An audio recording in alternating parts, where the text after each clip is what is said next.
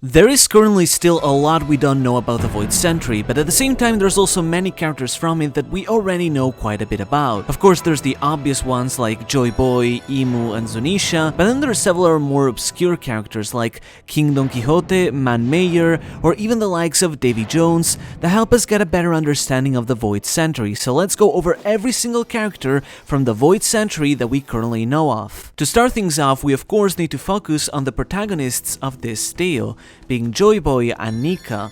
However, it's very important to understand that Joyboy and Nika are not the same person, but in fact two separate entities, even if over time they became one and the same. I'll try my best to explain, but this is complicated, so please listen till the end of the explanation. For starters, there is the figure of the sun god Nika, called the Warrior of Liberation. Nika is a mythical figure that existed as a deity in many ancient cultures, but as such is someone who never really existed in the physical world. This is something that was confirmed by both Saturn and Kuma, who claimed that Nika never existed, but rather was a fictional figure of legends, essentially only existing in imaginary stories. Kuma specifically described Nika by the very important word of being a fictional superhero, whose superpower is the ability to make people laugh by acting silly. Nika achieved this by having a stretchy body made of actual rubber, which allowed him to stretch like a cartoon character, resulting in such silly actions that it causes anyone who reads of his story to laugh, much in the same way that Gear 5 makes us laugh, for example. The fact that Nika is a fictional superhero can easily be seen in his title of Warrior of Liberation, which is paralleled within the series with another fictional superhero, Sora, Warrior of the Sea, who instead embodies the concept of the sea and the world government, though we'll get into that later. Nika was further described as having pure white hair in the shape of a flame, and wearing white clothing, though usually only carrying lower wear, much like other cartoon characters like, say, Mickey Mouse. He was described as always laughing to the tune of a drum beat, referred to as the Drums of Liberation. Though two drums can be seen at his hips in his silhouette, it is also said that Nika's very heartbeat would resound with this funny rhythm, which mimics the sound that drums would make during a party. This fictional figure of Nika became venerated during the Void Century, becoming the idol of slaves, prisoners, and oppressed people across the world, who were so miserable in their lives that they found respite in a figure like Nika that made them laugh simply through reading or hearing of his legends. As such, Nika came to be venerated as the figure of the sun god, a deity that people began to pray to and some even began to hope could somehow really exist. And as Vegapunk himself described, people's dreams and hopes for someone like Nika to truly exist resulted in the birth of a special doll fruit, the Hitohitonomi mythical model Nika. This mythical zone fruit allowed someone to transform into the mythical humanoid figure of Nika, turning their body into actual rubber, and even achieving a special transformation that makes them look more like the character when they awaken the fruit, turning pure white. Upon awakening and transforming into a form that turns the user's hair and clothes into pure white, the user's body becomes even freer and more flexible, to the point that they become more comedic and cause laughter to others, much like the Nika of legend. Their heart would also start beating to the funny rhythm of the Drums of Liberation. And see, here is where the difference comes in, because Joyboy was a real man that did exist during the Void Century. Though this man was known by the name of Joyboy, it's unknown if this was his actual real name or just the name that he assumed, given especially how Joyboy sounds like a superhero nickname like Astro Boy and whatnot. But at the very least, he was known at large by his friends, allies, and others with the name of Joyboy, so we'll keep referring to him as such. Joyboy originated from the technologically advanced kingdom from the Void Century, which was described as being immense.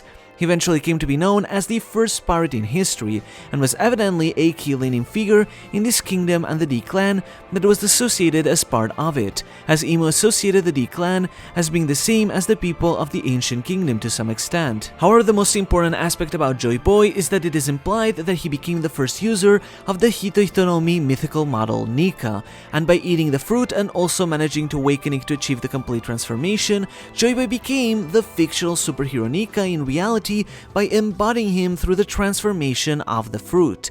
This is why Joyboy and Nika are sometimes associated or even mistaken as the same, because Joyboy did become Nika, even if the original Nika was just a fictional superhero, and the two are technically separate, as was even recently confirmed in the manga. According to Saturn, he stated that the Buccaneers' desire to become Nika is the reason why the race needs to be punished and eradicated. This commentary would suggest that Joyboy may have actually been a member of the Buccaneer race, race, and thus the government punished and enslaved the Buccaneer race after, out of fear that one of them may have tried to become a future user, due to their fear of bloodlines, in much the same way that they wanted to desperately execute Ace because he was Roger's direct son. This would fit even better, as the hat found in the freezer on Marie-Joie is the perfect size to fit a Buccaneer. It's a little bit too small to fit a giant, but would fit perfectly onto a Buccaneer, so it would make sense if this was the original Joyboy's hat.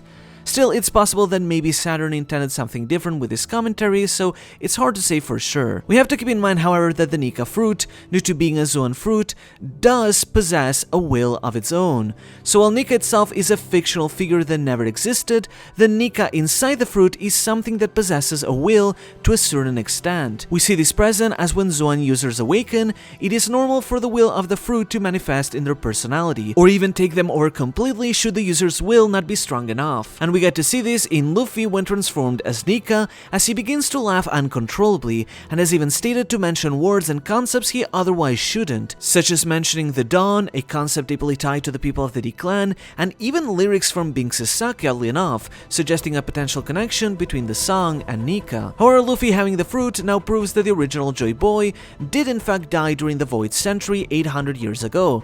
The fruit thus reincarnated into this world, and the government tried to seize it, but it's believed that through its will, the fruit went on the run for 800 years, with them unable to ever seize it. They claim that the fruit hasn't awakened in centuries, though it's not clear if this refers ever since the Void Century, and it's also not clear if there could have been other users among those 800 years who just never awakened the fruit, or if the fruit was never eaten until Luffy did in the present.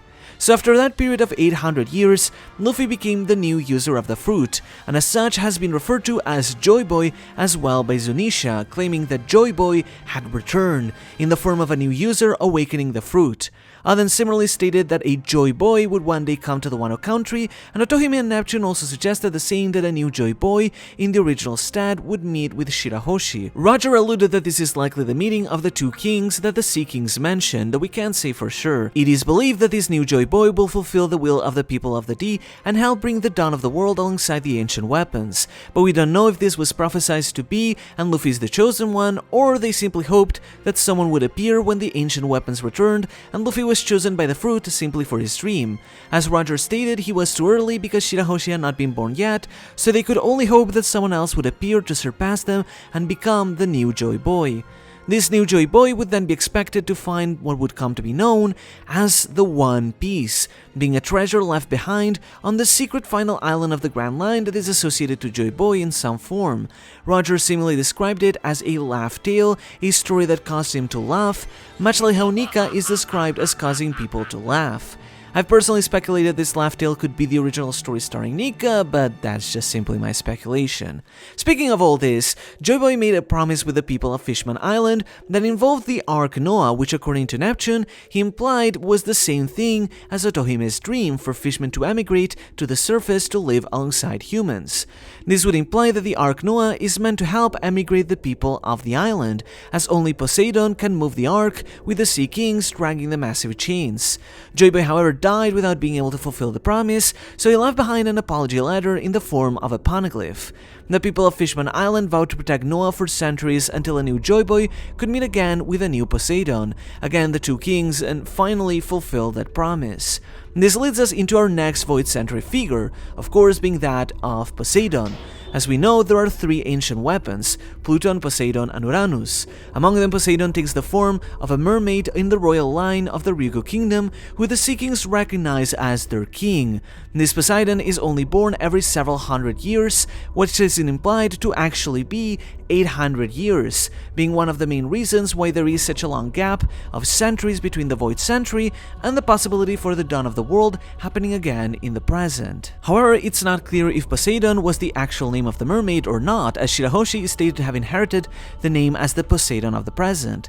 So much like Joyboy, it may not be her actual real name. This is particularly supported by the fact that the three ancient weapons are said to all be named after gods, three gods known by the names of Pluton, Pluton, Poseidon, and Uranus, which alongside the 5 elder planets, who are also considered gods, the Mother of Nature, and the sun god Nika, all fill every major celestial body in this planetary system. Due to the fact that this Poseidon was referred to as a mermaid princess during the Void Century rather than a queen, would also imply that her father or mother also was likely a prominent figure who served as a ruler of the kingdom during the Void Century that we still don't know much about. Another important ally of Joyboy was, of course, the colossal elephant that is Zunesha. Zunesha was even described as being a nakama of Joyboy, a crewmate who clearly considered him a friend. However, during the Void Century, Zunesha was responsible of committing a certain crime. This crime resulted in Zunesha being punished by being given the order to walk the seas for centuries while carrying the Ming tribe and a road poneglyph on its back, seemingly until the return of a new Joyboy, an order that cannot be overridden outside of the person with the authority to command Zunesha, currently being Kosuke Momonosuke. The Ming tribe cited as being grateful to the Kosuke clan for giving them a home, which would suggest it was the Kosuke of the Void Century who first ordered Zunesha. This leads us then into a man we only know by their family name, being Kosuke. We are told that the Kosuke clan had been ruling the Wano country since the Void Century, and as such, the shogun at the time from the clan had to have been an influential figure connected to Joyboy. This is for several reasons. Beyond what we mentioned before as being the one who likely ordered Zunesha, for one, Shogun Kouzuki is the one who oversaw the creation of the poneglyphs and then passed down the knowledge on how to read the stones to his future children. Secondly, he's also the one who closed the borders of the Wano country according to Odin, which with current knowledge of the latest chapters may have been due to the fear of a great flood, though it's unknown how exactly these walls were erected, as well as having hidden the ancient weapon, the battleship Pluton, under Wano. Beyond the Kosuke clan, translating to Moonlight, it is said that 5 other clans helped govern Wano: the Shimotsuki clan, which stands for Ice Moon, the Fugetsu clan or Wind Moon, the Uzuki clan or Rain Moon, the Amatsuki clan or Sky Moon, and the Kurozumi clan or Black Charcoal, which may all have had respective figures in the Void Century. Among them there is a member we know of, being Amatsuki Toki. Though having taken the name Kosuke in the present after marrying Odin, Toki was born as part of the Amatsuki clan, but claimed to have been born abroad and having never set foot in the Wano country, suggesting her parents may have been travelers or even pirates. Toki had eaten the Toki Toki no Mi, or Time fruit, which allowed her to leap to the future. It makes one wonder if Toki sharing the name with her fruit is just narrative coincidence, or if she was named after her fruit or vice versa. Toki leapt 800 years into the future towards the end of the Void Century, which could approximately be somewhere around the year 694, close to the very end of the century. She claimed that she did this because she wanted to see if someone would truly appear to bring the dawn of the world, awaiting a new Joyboy, but ultimately chose to end her story alongside that of Odin's. Speaking of Wano, there is another figure from Wano that is currently debated whether they are from the Void Century or not, and that is the legendary swordsman Shimotsuki Ryuma. It is said that long ago, world nobles attempted to seize the Wano country. The mention of world nobles means that this was either right after the end of the Void Century or sometime after. A great dragon descended upon the flower capital of the Wano country, maybe due to the island otherwise being unreachable due to high walls, but was stopped by a samurai of the name Ryuma who slayed the dragon. This made Ryuma lauded as a hero in his country, coming to be revered as a national treasure known as the Sword God, and also feared overseas for his power, convincing many to leave the Wano country alone. Ryuma later died of sickness and was enshrined in his grave in Ringo, until Moria stole his corpse 21 years ago to create the zombie we saw at Thriller Bark. Now, I'm not gonna get into the mess of if the monsters one-shot is canon or not, because trust me, it's so incredibly complicated whether that is technically canon or simply an alternate version of Ryuma that I'm not gonna open that can of worms, but at the very least, within One Piece itself, Ryuma was described as a samurai who lost one eye and had light hair, which the anime even depicted as being green. This made Kawamatsu wonder if the similarities with his descendant Zoro were a coincidence or the work of fate. This would imply that Ryuma may have had some important relevance in the Void Century, maybe even having known Joyboy, maybe even being the Zoro to Joyboy, but we don't have any confirmation of that for certain. One of the One Piece magazines went over old sketches of Oda for Ryuma and brought up the statement that Ryuma was from 400 years ago. However, this statement seems to be made out of old scrapped concepts and has never been confirmed by actual canon material like the Vivre cards, so it seems more like a discarded idea so far than an actual canon concept, though the possibility that Ryuma was from the Void Century or not is still totally possible and up in the air, we don't know for sure. On the subject of Wano, there's been a lot of speculation that the new Wano, being islands struck together to form the land atop Mount Fuji, may be the same story as that of the country Polar Ors, and that his country of villains may have briefly been what became the new Wano country. That's still unconfirmed and is just an observation by fans, but I just wanted to take the occasion to clarify that Ors is confirmed to not have been from the Void Century, despite some fan theories claiming otherwise. Ors was stated to have died around 500 years ago at age 159, making him too young to have ever lived in the Void Century over 800 years ago. Any ancient giant in the Void Century would have had to be an ancestor of Ors. Someone else who is from the Void Century though, and seemingly an ally of Joyboy, would be the currently unnamed builder of the Pluton battleship. The ancient weapon Pluton was known as a battleship capable of wiping an entire island in one blast, which was said to have been designed by a certain shipwright at Water 7, which, keep in mind, over 800 years ago, prior to the impact of the ancient weapon that seemingly made the Ines lobby whole, was not sinking underwater and was all above land. Back then, it appears Water 7 was already a famous location for shipbuilding, and a certain shipwright made the blueprints for Pluton, though likely with the help of technology from the immense kingdom, given the power is described as possessing. However, while the Pluton warship was passed to the Kosuke clan and hidden under Wano, the shipwright decided to keep the blueprints of the ship in secret and pass them down to future generations, in fears that in the future one of the ancient weapons could fall in the wrong hands, so that a second Pluton could eventually be built to fight back. These blueprints were, however, ultimately burned by Frankie. Another figure connected to Joyboy would be that of what is called the Iron Giant. This colossal robot, seemingly able to move and act on its own through its own unique power source, was manufactured around 900 years ago by the Immense Kingdom. 200 years ago, it appeared to have reactivated and returned to Marijua, where it ran out of power before it could cause any damage. Given how prior to the Holy Land above the Red Line there existed a civilization known as the God Country, being the settlement of the highly advanced Lunaria who came from the moon, it makes one wonder if the Iron Giant even knew of Marijua, which would have been made after it first became deactivated, or was actually trying to return to its home, the God Country. The God Country in particular seems to have been a pivotal ally in the Man's Kingdom, given its advanced technology and its proximity to the Sun Tree Eve, which many have speculated could be somehow connected to the origin of devil fruits, and the Lunaria themselves were also referred to with the name of gods. The Iron Giant himself also seemingly knew Joyboy personally, having recently apologized to Joyboy for something he may have committed, and recognizing the rhythm of the drums of liberation enough to awaken it. It's possible we may also get some named Lunarian from the God Country that may have known Joyboy. Among other allies, we also know that the angel race of Shandians were allied with the Ancient Kingdom, and lived in the thriving city of Shandora, which collapsed after the government tried, though failed, to seize their poneglyph. However, we don't currently have any named figures from it or know who its ruler was, even if we can likely expect them to appear during a potential Void Century flashback. Same can be said for the Giants of Elbaf, who also venerate Nika, and connections have been speculated with the Kuja having a connection as well, even if that isn't confirmed yet.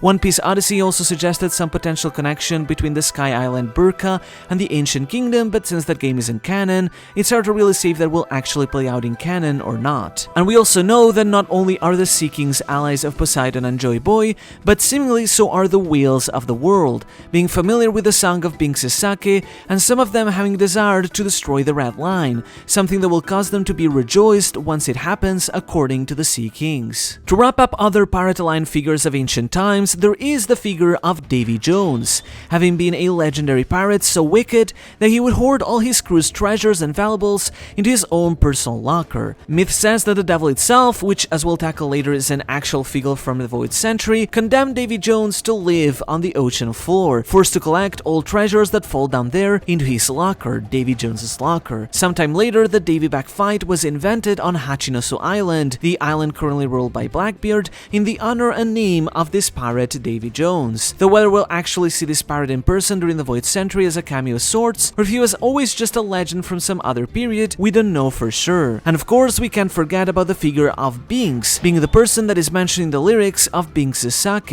and the sake that they wish to deliver. Many have speculated whether this Binks was even a real person, if they existed during the Void Century, and who they really are. In fact, many have speculated that Binks may even have been the real name of Joyboy, but in the end, all we can do is speculate. chocolate. We know there is some connection between Nika and Binks' sake, but that's really as far as we can connect. Now let us instead switch to the opposite faction, the 20 kings that form the world government. To start off, we have the one ruler who actually belonged to both sides, Nefertari Lili. Queen Nefertari Lili was the ruling queen of Alabasta, one of the oldest known countries in the world. Despite associating herself with the 20 kings and working with them towards establishing the world government, Nefertari D Lili was in fact secretly a member of the D clan and was associated with Joyboy. She assisted Joyboy by helping the poneglyphs be scattered across the world, though how she did this exactly is unknown. She however kept her initial and her allegiance a secret, which led her allies to believe this was a mistake on her end and not intentional, even if some harbored suspicions. Nonetheless, she was punished for her actions, vanishing from history and declared as dead at sea without it ever being told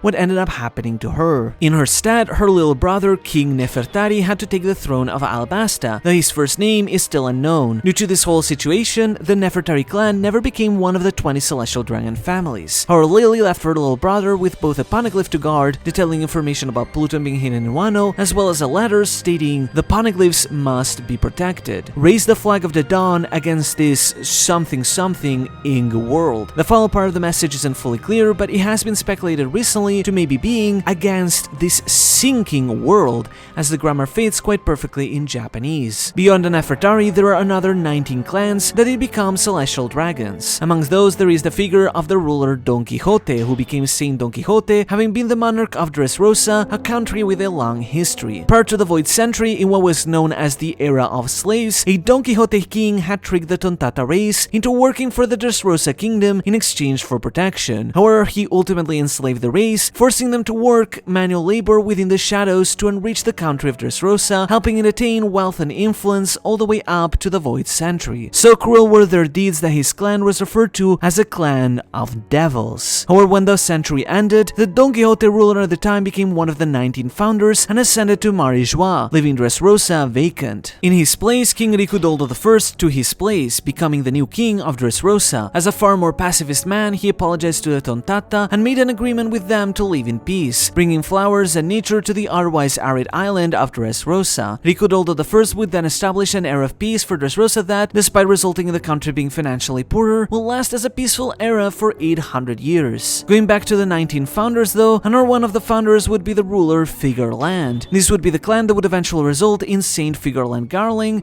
and later Fegarland Shanks. The interesting thing is that Fegar can mean moon in Greek, and as evident by Garling's design, the clan appears to have some connection with the moon, though it's unknown to which extent. Next is ruler Manmeyer, being one of the other 19 founders, though we don't know much more about him besides their name. And beyond them, there are 10 other founders whose names we currently don't know of, but who were key figures in the Void Century for leading to the foundation of the world government. However, the remaining 6 founders are those that interest us the most. The 6 remaining families are the clans of J. Garcia, Marcus, Topman, Ethan Baron, Shepherd, and Nerona. However, among them, not only is it now widely accepted that King Nerona Imu used the perennial youth operation to live for the next 800 years, but we also know that J. Garcia Saturn is also perennially youthful, having shown to never have aged even as far as 38 years ago. This would strongly suggest the idea that all 5 of the current 5 elder planets are perennially youthful just like Imu, suggesting that they may have very well been the 5 founders who founded the government alongside Imu all that time ago. Something is further clearly up when we take into consideration that all 5 of them have mythical devil powers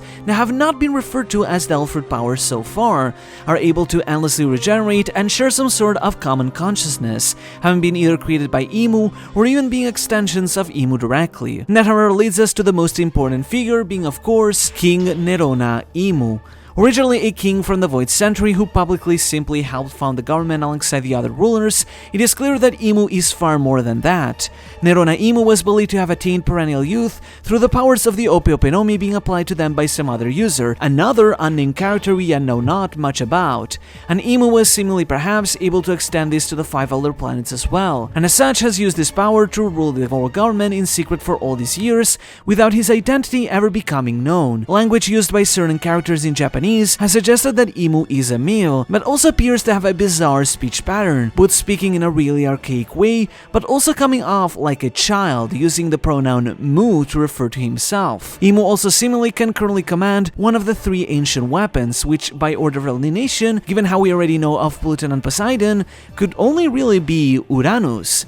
This weapon can fly in the air and fire devastating blasts that can eradicate an island in one blast, but these are so devastating that they cause earthquakes around the entire world and cause the sea levels to rise, potentially drowning the entire world if used too many times. However, this weapon can only be fired with the Mother Flame, a power source lost to time that now only Vegapunk has been able to replicate. Imu's true nature, however, leads us to the mythical figure of the Void Century that is the Sea Devil, also known more simply as just the Devil. The Sea Devil was described as a mythical figure who created the devil fruits as its incarnations, hence their name. Each devil fruit is said to have a devil residing within them as an incarnation of the devil, though this may just be a myth to explain why Zoan fruits possess a will of their own. At the same time, there is also the figure of Umi, translating as the sea, a goddess that is believed to be the incarnation of Mother Nature herself, who is claimed to have punished devil fruit users by forcing them to drown when in contact with any water. However, there is evidence to suggest that the sea devil and the sea Umi may potentially be one and the same figure, as it would make sense that the weakness of devil fruits may have been imposed by the same one who created the fruits. And while it's technically still speculation, there is a boatload of evidence to suggest the fact